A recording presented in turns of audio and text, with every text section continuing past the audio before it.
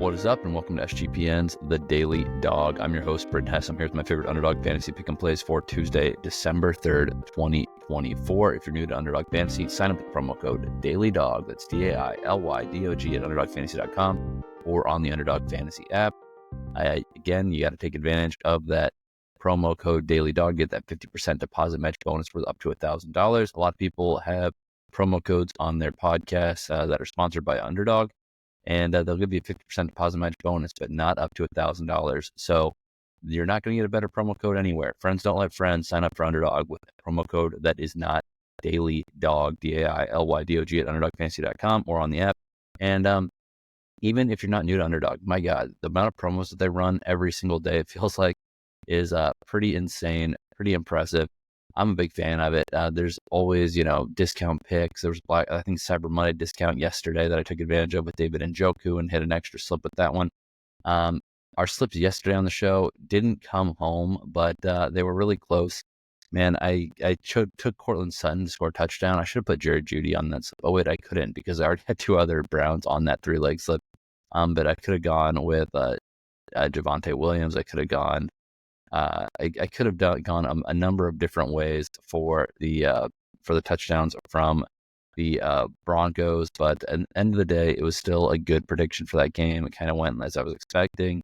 I thought there's going to be more points than the 42-point total indicated, and that was definitely true. That's why some of those touchdowns and overs came home. Jerry Jeudy revenge spot, yeah, that one worked out quite well. And Jameis Winston, have higher than 1.5 passing touchdowns. That one also came through quite well. But enough about yesterday, enough about the past. Let's get going on the future. Let's talk about what we got going today. All right, we are going to start out with a Thursday Night Football slip. Just get this one early because this one's going to move. And my goodness, I'm already so excited for this Thursday Night Football game. We're going to get a good one between the Lions and the Packers. Later in the season, they started to put some good games on Thursday Night Football.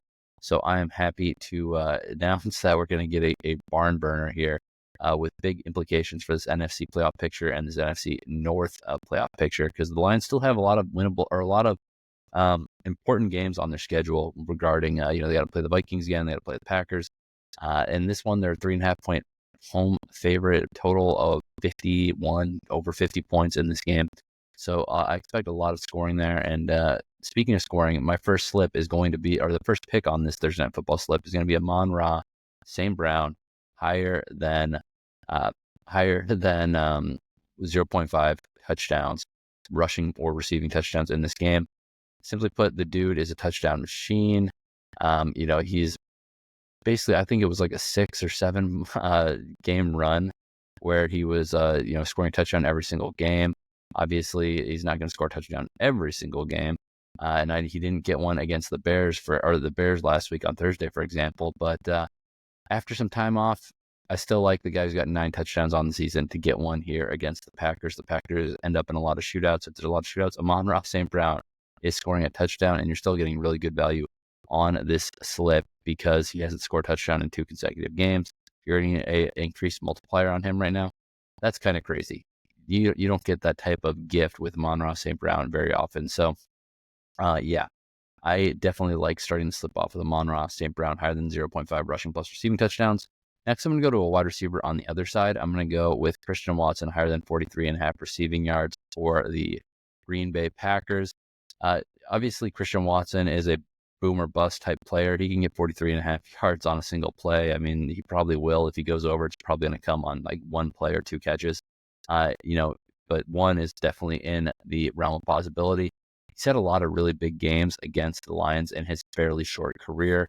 He's had some duds as well. I think 2 duds out of, 5. I think he's had 3 really good games and 2 duds, at least from a yards perspective, against the Lions in the past. But I just think that he's here to show up in this spot. And I honestly think you can get away with playing alt overs 43. It's 43.5 is the default, the conservative one.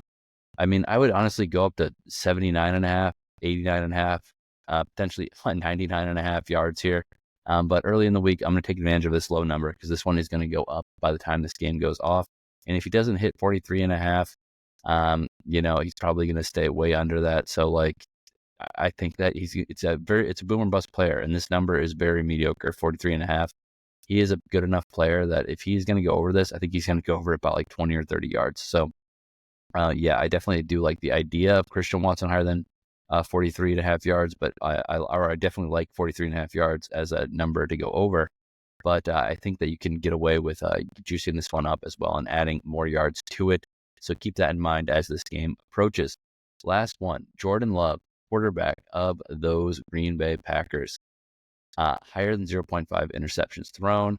I know that Jordan Love has kind of gotten the interceptions under control lately, but man, this is just such a high stakes game on the road.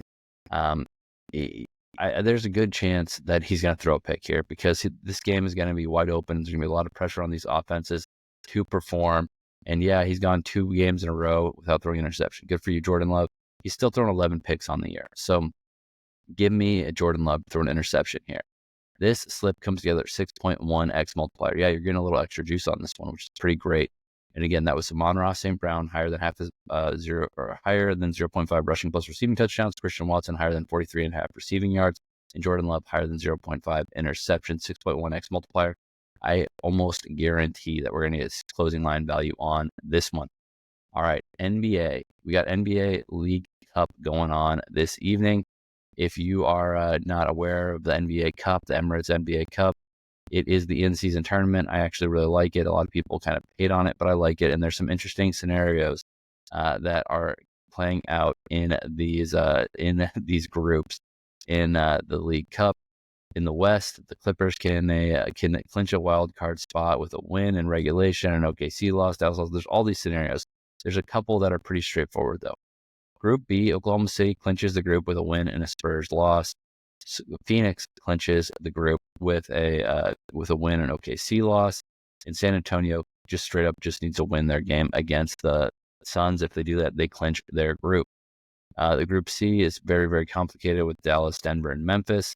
And on the eastern side of things, New York and Orlando are playing for the win there. Winner gets to the winner of that game gets they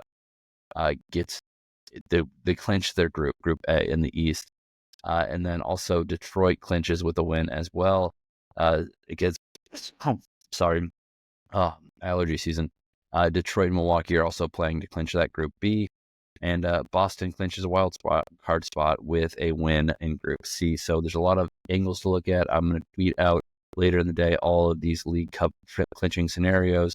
So check that out. And if you're not on Twitter, I'm at Britton Hess on Twitter. But if you're not on Twitter, I'm at Britton Hess on Threads. I'm at Britton Hess on Blue Sky. That information will be out on all of those platforms if you're interested in seeing how exactly things are going to shake out in this NBA League Cup. All right. Now on to the picks. RJ Barrett, higher than 1.5 3-pointers made. RJ Barrett has done this, I think, in 6 of his last 10 games. He's done 2 out of 3 League Cup games or NBA Cup games. So give me RJ Barrett higher than 1.5 3-pointers made. He's actually having a pretty good offensive year, becoming a pretty reliable scorer for this Raptors team. 1.5 3-pointers made definitely on the docket against the Indianapolis Pacers. Next, I'm going to go to Ja Morant, higher than 19.5 points. Ja is it's an important league NBA Cup game for sure for the Grizzlies, and Ja Morant is averaging 21.2 points per game. He had 19 points in his last game, but in his previous 4 games before that, 27 points, 22 points, 20 points, 25 points. And this is against the Dallas Mavericks, who are definitely a team that can let you score. This is a highest total on the board today, 242.5. So I love Ja Morant higher than 19.5 points. I think this one is going to juice up, so take that one early.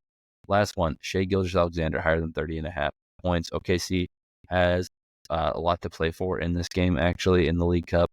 I know that the ceiling for the Thunder is higher than winning or making a playoff or making a run in the NBA Cup. But I think that this is still a young team. They need to get some of these, kind of pressure wins under their belt. And I think Shai is going to show out here. I think 2 out of 3 of his league or NBA Cup games already this season, he has gone over 30.5 points. They could blow out the Jazz for sure, but let's hope not. Let's hope Shai gets it done, gets 31 points for us here. That is a 5.64x multiplier. Last one, NHL. Macklin Celebrini, higher than 0.5 points against the against the Capitals. Macklin Celebrini of the Sharks, obviously, the young star for that guy. He's been very productive as a young player already for the Sharks. So looking like they're getting really good early returns on that draft pick. Next, we're going to go to Sam Reinhart of the Panthers, higher than half a point against the Penguins. Come on. The Penguins allow too many goals, and Reinhart is a machine. He is a point machine. Get us a point, Sam Reinhart. Last one, Jack Eichel, higher than 0.5 assists against the Edmonton Oilers.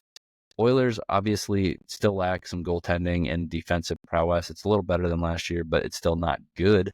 That's for sure. And Eichel is a points machine. He's a leader of this team. He's really fit in well in Vegas. So I like him here in this spot as the VGK is getting a little disrespected in betting markets, I think, against the Oilers in this spot. That NHL slip is a 4.05x multiplier.